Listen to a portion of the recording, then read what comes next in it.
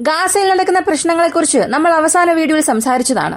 Gaza പ്രശ്നത്തിൽ അമേരിക്കയ്ക്ക് എത്രത്തോളം ഇൻട്രസ്റ്റ് ഉണ്ട്, ഗാസയെ ടേക്ക് ഓവർ ചെയ്യുന്നതുകൊണ്ട് അമേരിക്കയ്ക്ക് എത്രത്തോളം ലാഭമുണ്ട്, ഇതെല്ലാം നമ്മൾ സംസാരിച്ചു. ഇന്നത്തെ വീഡിയോയിൽ അറിയാൻ പോകുന്നത് ട്രംപിന്റെ ഒരു പുതിയ പ്രപ്പോസൽ വന്നിട്ടുണ്ട്. അല്ലെങ്കിൽ മുൻപ് നടന്ന കാര്യം തന്നെയാണ്, പക്ഷെ അതിപ്പോ സംസാരിക്കുന്നു. 14 ട്രില്യൺ വിലമതിക്കുന്ന അപൂർവ എർത്ത് എലമെന്റ്സ് ഉക്രൈന്റെ ഭൂപ്രദേശത്ത് ഉണ്ട്. അത് അമേരിക്കയ്ക്ക് ഉക്രൈൻ നൽകണമെന്ന് ട്രംപ് ചോദിച്ചിരുന്നു. അതിന് സെലൻസ്കി ഇപ്പോൾ അപ്രൂവലും നൽകിയിട്ടുണ്ട്. അതായത് ഞങ്ങളുടെ രാജ്യത്തിന് ആവശ്യമായ സ്വാതന്ത്ര്യം അമേരിക്ക വാങ്ങിത്തരികയാണെങ്കിൽ ഞങ്ങളുടെ ഭൂമിയിലെ റെയർ എലമെന്റ്സ് ഷെയർ ചെയ്യുന്നതിന് ഞങ്ങൾക്ക് യാതൊരുവിധ പ്രശ്നവും ഇല്ല. ഞങ്ങൾക്ക് ആവശ്യം റഷ്യ യുദ്ധത്തിൽ ഒരു വിജയമാണ്. ആ വിജയം ലഭിക്കുന്നതിന് ഈ അപൂർവ എർത്ത് എലമെന്റ്സ് എടുക്കാനുള്ള ഒരു അപ്രൂവൽ അമേരിക്കയ്ക്ക് നൽകേണ്ട ആവശ്യകത വരികയാണെങ്കിൽ അതിനും ഞങ്ങൾ തയ്യാറാണ് എന്ന് ഒരു പ്രഖ്യാപനത്തിൽ പറഞ്ഞു. 14 ട്രില്യൺ എന്നത് വളരെ വളരെ വളരെ വലിയൊരു തുകയാണ്. ആ 14 ട്രില്യൺ വിലമതിക്കുന്ന റെയർ എർത്ത് എലമെന്റ്സ് ഇങ്ങനെ എല്ലാ ഭാഗങ്ങളിലും ഇല്ല. ഇപ്പൊ റഷ്യ ഒക്കുപൈ ചെയ്തു വെച്ചിരിക്കുന്ന സ്ഥലങ്ങളിൽ അതിന്റെ ഗണ്യമായ ഒരു പങ്കുണ്ട്. ഇതിന് പുറകിൽ എന്ത് ഗെയിമാണ് നടക്കുന്നത്? അതുമാത്രമല്ല, ഈ റഷ്യ ഉക്രൈൻ യുദ്ധം കാരണം യഥാർത്ഥത്തിൽ നേട്ടം കൊയ്യുന്ന വ്യക്തി ആരാണ്? ഇതേക്കുറിച്ചെല്ലാം ഈ വീഡിയോയിലൂടെ വിശദമായി അറിയാം.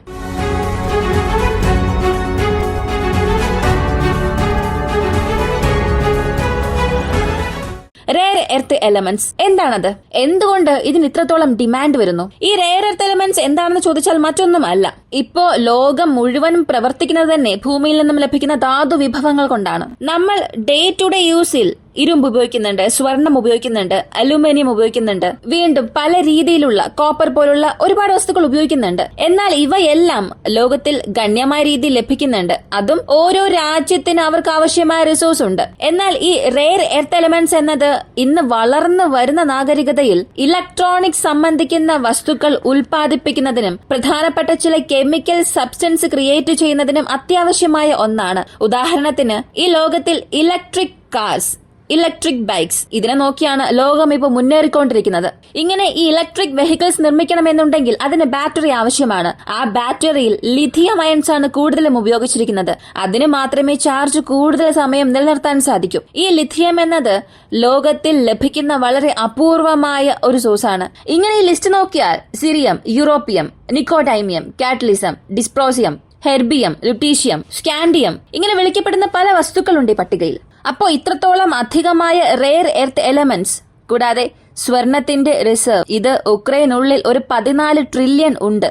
ഇതിന്റെ കണക്ക് നോക്കിയാൽ പല ലക്ഷം കോടിയോളം കവിയും. അത്രത്തോളം വലിയ റിസർവ് ഉക്രൈനുള്ളിലുണ്ട്. ഇതിനെക്കുറിച്ച് നമ്മൾ 2-3 മാസത്തിന് മുൻപ് സംസാരിച്ചിരുന്നു.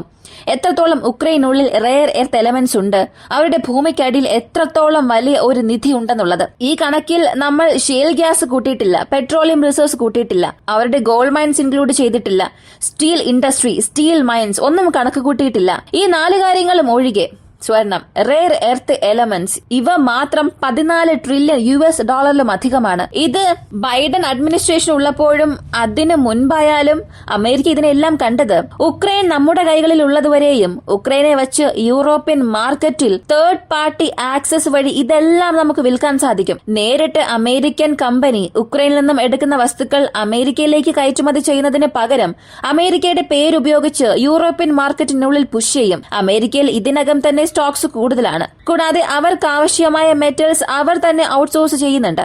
എന്നാൽ അമേരിക്കൻ മാർക്കറ്റ് വാല്യൂവിനേക്കാളും യൂറോപ്പിന്റെ മാർക്കറ്റ് വാല്യൂ അധികമാണ്. ഇതിനെക്കുറിച്ച് അവസാനം പറയാം. അങ്ങനെയുള്ളപ്പോൾ ഇവർ ഈ യൂറോപ്യൻ മാർക്കറ്റിനെ പ്രധാനമായും ശ്രദ്ധ കേന്ദ്രീകരിക്കാനും ഉക്രൈനെ സഹായിക്കണം എന്ന പേരിൽ ഈ റെയർ എർത്ത് എലമെന്റ്സ് ഒക്കുപൈ ചെയ്യണം എന്ന പേരിലുമാണ് ബൈഡൻ അഡ്മിനിസ്ട്രേഷൻ ഇത്രത്തോളം കൂടുതൽ സഹായം ഉക്രൈന് നൽകിയത്. എന്നാൽ ട്രംപ് വന്നതിന് ശേഷം ഇദ്ദേഹം ചെയ്തത്, ഞാൻ ഇത്രയും ദിവസം സഹായം ചെയ്തു, ഇതിനുശേഷം സഹായം വേണമെങ്കിൽ ഇത് ഞങ്ങൾക്ക് നൽകണമെന്ന് തുറന്നു തന്നെ ചോദിച്ചു. റെയർ എർത്ത് എലമെന്റ്സ് അമേരിക്കയ്ക്ക് ഉക്രൈൻ നൽകണം, അമേരിക്കയ്ക്ക് ഉക്രൈൻ നൽകിയ മതിയാകൂ എന്ന വാർത്ത പുറത്തു വന്നതിന് ശേഷം സെലൻസ്കിക്ക് എന്ത് പറയാൻ സാധിക്കും? ഞങ്ങൾക്ക് വിജയം മാത്രം മതി, ഞങ്ങൾക്ക് സമാധാനം ലഭിക്കുകയാണെങ്കിൽ ഇത് നൽകുന്നതുകൊണ്ട് ഞങ്ങൾക്ക് യാതൊരു പ്രശ്നവും ഇല്ല, തീർച്ചയായും ഇത് ഞങ്ങൾ നൽകാൻ തയ്യാറാണ് എന്ന് അദ്ദേഹം തന്നെ പറഞ്ഞു. ആരുടെ റിസോഴ്സ് എടുത്ത് ആർക്കാണ് കൊടുക്കാൻ പോകുന്നത്? ഈ ഒരു പൊളിറ്റീഷ്യൻസിന്റെ ഈഗോ, അദ്ദേഹത്തിന്റെ സ്റ്റാൻഡ് കാരണം ജനങ്ങൾക്ക് എത്ര വലിയ നഷ്ടമാണ് വരാൻ പോകുന്നത്. ഇയാളുടെ നിലപാടെന്നത് റഷ്യ ഉക്രൈൻ യുദ്ധത്തിൽ ഉക്രൈന് വിജയം മാത്രം ലഭിച്ചാൽ മതി എന്നത് മാത്രമാണ്. വിജയം ലഭിക്കുന്നതുവരെയും ഇങ്ങനെയുള്ള സ്റ്റേറ്റ്മെന്റ്സ് പുറത്തു വന്നുകൊണ്ടേയിരിക്കും. എന്നാൽ യഥാർത്ഥത്തിൽ ഈ ഒരു വ്യക്തി മാത്രം തീരുമാനിച്ചാൽ ഇതെല്ലാം എടുത്തു കൊടുക്കാൻ സാധിക്കുമോ എന്ന് ചോദിച്ചാൽ, ഉക്രൈന്റെ ഭരണഘടനാ പ്രകാരം നോക്കുകയാണെങ്കിൽ പ്രസിഡന്റിനെ കൊണ്ട് സുപ്രീം ഡിസിഷൻ എടുക്കാൻ സാധിക്കില്ല. പാർലമെന്റിൽ അതിനു വേണ്ടിയിട്ടുള്ള വോട്ടിംഗ് നടത്തണം. അവിടെ ലഭിക്കുന്ന വോട്ടിംഗിന്റെ അടിസ്ഥാനത്തിൽ മാത്രമേ തീരുമാനമെടുക്കാൻ സാധിക്കുന്നു.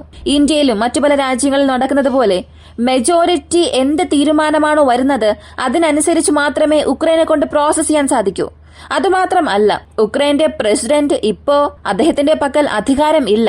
കാലാഹരണപ്പെട്ട ഒരു പ്രസിഡന്റാണ്. ഉക്രൈന്റെ രാഷ്ട്രീയ പദ്ധതി അനുസരിച്ച് നോക്കിയാൽ യുദ്ധ സാഹചര്യത്തിൽ പാർലമെന്റിനുള്ള പവർ എക്സ്റ്റെൻഡ് ചെയ്യാൻ സാധിക്കും. പാർലമെന്റിലെ പ്രധാനപ്പെട്ട ചില അധികാരികളുടെ പവർ എക്സ്റ്റെൻഡ് ചെയ്യാൻ കഴിയും എന്നതല്ലാതെ പ്രസിഡന്റിന്റെ പവർ എക്സ്റ്റെൻഡ് ചെയ്യാനുള്ള നിയമം ഉക്രൈനുള്ളിൽ ഇല്ല.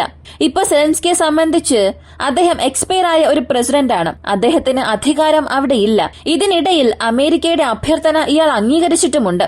ഈ വർഷം അവസാനിക്കുന്നതിന് മുൻപ് 2025 അവസാനിക്കുന്നതിനുള്ളിൽ ഉക്രൈനുള്ളിൽ ഒരു തിരഞ്ഞെടുപ്പ് നടക്കാനും തയ്യാറാണ്. അപ്പോ ഇദ്ദേഹം ഈ റെയർ എർത്ത് എലമെന്റ്സ് എടുക്ക് എന്ന് പറഞ്ഞാൽ അങ്ങനെ അത്ര പെട്ടെന്ന് എടുക്കാനും സാധിക്കില്ല. എന്നാൽ അതേസമയം അമേരിക്ക അത് വെറുതെ വിടാനും പോകുന്നില്ല. പക്ഷേ ഇദ്ദേഹം ഇത് പറഞ്ഞത് ഒരു പ്യോർ ഈഗോയ്ക്ക് പുറത്ത് മാത്രമാണ്. ഉക്രൈൻ റഷ്യയുടെ പക്കൽ തോൽക്കാൻ പാടില്ല. അങ്ങനെ പരാജയപ്പെടുകയാണെങ്കിൽ അത് സ്വന്തം പരാജയമായി മാറും. നാളെ ചരിത്ര പുസ്തകം എടുത്തു നോക്കിയാൽ അത് സെലൻസ്കിയുടെ പരാജയമായി തന്നെയായിരിക്കും കാണുക. ഇപ്പൊ വെസ്റ്റേൺ നേഷൻസിലായാലും യൂറോപ്പിലായാലും സെലൻസ്കി ഒരു ഹീറോയാണ്. പുട്ടിനെ തന്നെ ഭയപ്പെടുത്തിയ ഒരു വ്യക്തി, ഇത്രത്തോളം തലകുനിപ്പിച്ച വ്യക്തി എന്നുള്ള രീതിയിലൊക്കെ സെലൻസ്കിയെ കുറിച്ച് സംസാരിക്കുന്നുണ്ട്. ഒരു പക്ഷെ ഇപ്പോ ഒരു സമാധാന ചർച്ച ഉണ്ടായാൽ, അല്ലെങ്കിൽ റഷ്യയുടെ പക്കൽ ഉക്രൈൻ തോൽക്കുകയാണെങ്കിൽ ആ അവസാനത്തെ ഘട്ടം മാത്രമേ ചരിത്രത്തിലും കാണുകയുള്ളൂ. അങ്ങനെ യുദ്ധത്തിൽ പരാജയപ്പെട്ടാൽ സെലൻസ്കിക്ക് ഒരിക്കലും അത് അംഗീകരിക്കാൻ സാധിക്കില്ല. അപ്പോ ആ ഒരു പേര് ഉള്ളതുവരെയും ഭരണമാറ്റം സംഭവിക്കുന്നതുവരെയും ഇവരെ കൊണ്ട് എന്തെല്ലാം ചെയ്യാൻ സാധിക്കുമോ അതെല്ലാം തന്നെ ചെയ്യും. അതും ആ ഒരു ഈഗോയ്ക്ക് വേണ്ടി മാത്രം. ഇതിൽ ജനങ്ങൾക്കുണ്ടാകുന്ന നേട്ടമോ നഷ്ടമോ ആരും നോക്കുന്നില്ല. സ്വന്തം രാജ്യത്തിലെ ജനങ്ങളുടെ നേട്ടത്തിന് വേണ്ടി അല്ലാതെ സ്വന്തം നേട്ടത്തിന് വേണ്ടി ആ രാജ്യത്തിന്റെ ധാതു വിഭവങ്ങൾ എടുത്ത് പുറം രാജ്യത്തിന് കൊടുക്കുക, സ്വന്തം രാജ്യത്തെ ചൂഷണം ചെയ്യാനായി അനുവദിക്കുക. ഇത് ചെയ്യുന്ന രാഷ്ട്രീയ പ്രവർത്തകരായാലും സർക്കാരായാലും അത് ജനങ്ങൾക്ക് വേണ്ടിയുള്ള ഒരു സർക്കാരേ അല്ല.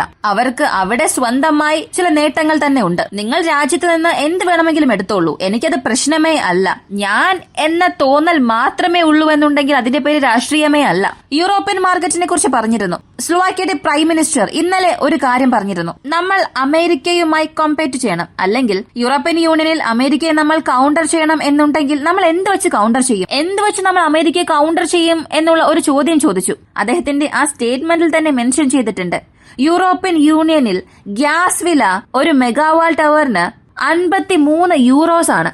എന്നാൽ അത് തന്നെ അമേരിക്കയിൽ ഒരു അവറിന് വെറും 8 യൂറോസ് മാത്രമാണ്. ഇത് എത്രത്തോളം വലിയ വ്യത്യാസമെന്ന് നിങ്ങൾ നോക്കുക. ഈ കണക്ക് കേട്ട് ആരും കുഴപ്പത്തിലാകരുത്. സത്യത്തിൽ ഗ്യാസിനെ കണക്ക് കൂട്ടുന്നത് ക്യൂബിക് മീറ്റേഴ്സിലാണ്, മീറ്റർ ക്യൂബിൽ. എന്നാൽ അത് ഡയറക്റ്റ് എനർജിയിലേക്ക് കൺവേർട്ട് ചെയ്യുമ്പോൾ ഈ മെഗാവാട്ട് പെർ അവറിലായിരിക്കും കണക്ക് കൂട്ടുക. ഈ കണക്കെടുത്ത് നോക്കിയാൽ തന്നെ മനസ്സിലാകും യൂറോപ്യൻ യൂണിയന് ഗ്യാസ് അമേരിക്കയിൽ നിന്നാണ് വരുന്നത്. അതായത് അത് ലിക്വിഫൈ ചെയ്ത് കപ്പലുകൾ വഴി അമേരിക്കയിൽ നിന്നാണ് കൊടുക്കുന്നത്. അതിന് വിധിക്കുന്ന ടാക്സും അത് ട്രാൻസ്പോർട്ടേഷൻ കോസ്റ്റ് ഇവയെല്ലാം ഇപ്പോ യൂറോപ്യൻ യൂണിയന്റെ തലയിലാണ് കൊണ്ടുവയ്ക്കുന്നത്. റഷ്യയുടെ ഗ്യാസ് അവോയ്ഡ് ചെയ്തത് കൊണ്ടാണ് ഇവർക്കിപ്പോ ഈ ഒരു അവസ്ഥ വരാൻ തന്നെ കാരണം. നിങ്ങൾ തന്നെ നോക്കുക, 8 യൂറോ എവിടെയാണ്, 53 യൂറോസ് എവിടെയാണ്, 5-6 മടങ്ങ് കൂടുതലാണ്. ഇത്രത്തോളം ഒരു സാഹചര്യം യൂറോപ്യൻ യൂണിയനിൽ ഉണ്ടായതിനു ശേഷവും യൂറോപ്യൻ യൂണിയൻ ആയാലും അല്ലെങ്കിൽ യൂറോപ്യൻ യൂണിയനിലെ മറ്റു രാജ്യങ്ങൾ, പ്രധാനപ്പെട്ട നാറ്റോ അംഗങ്ങളായാലും ഇപ്പോഴും അമേരിക്കയെ മാത്രമാണ് ആശ്രയിച്ചിരിക്കുന്നത്.